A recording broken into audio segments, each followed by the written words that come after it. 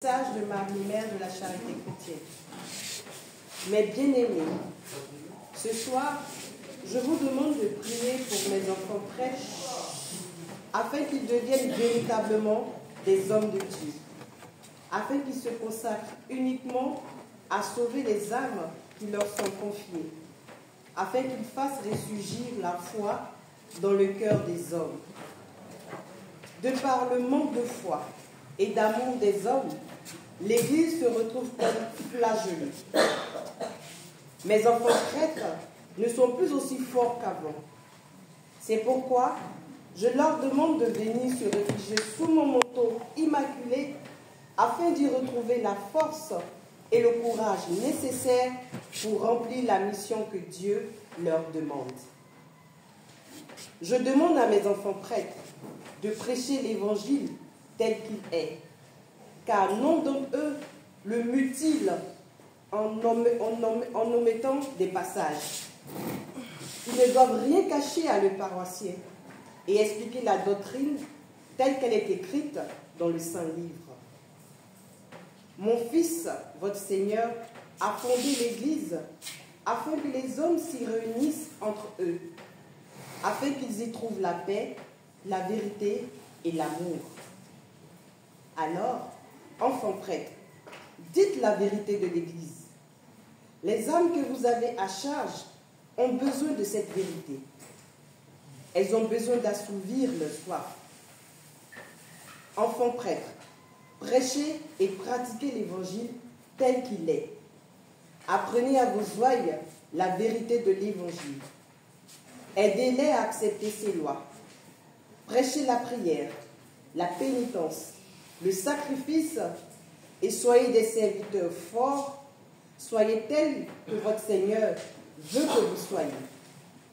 Recevez tout mon amour, je vous bénis, votre mère aimante. Amen. Amour. Au cours de ce message, Maman Marie conseille ses fils de prédilection.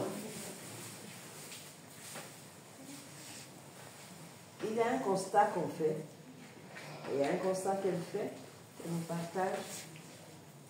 À cause du manque de foi, mes fils ne sont plus aussi forts. C'est la foi en Dieu qui donne la force contre tous les ennemis. Il faut que nous prions pour les prêtres, afin que leur foi ne défaille pas. Nous devons prier pour les prêtres afin que, d'après ce que dit Maman Marie, ils disent la vérité de l'Évangile, afin qu'ils disent ce qui est dans l'Évangile. Nous devons prier pour eux pour que l'Évangile qu'ils annoncent ne soit pas mutilé.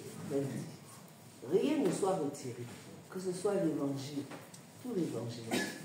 Alors nous devons sincèrement prier pour les prêtres parce que ce sont nos guides et qu'ils doivent être toujours éclairés par la lumière de notre Seigneur.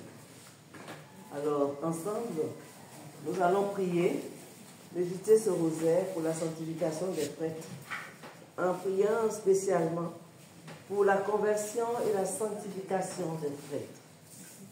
Nous allons prier pour les prêtres persécutés et tués.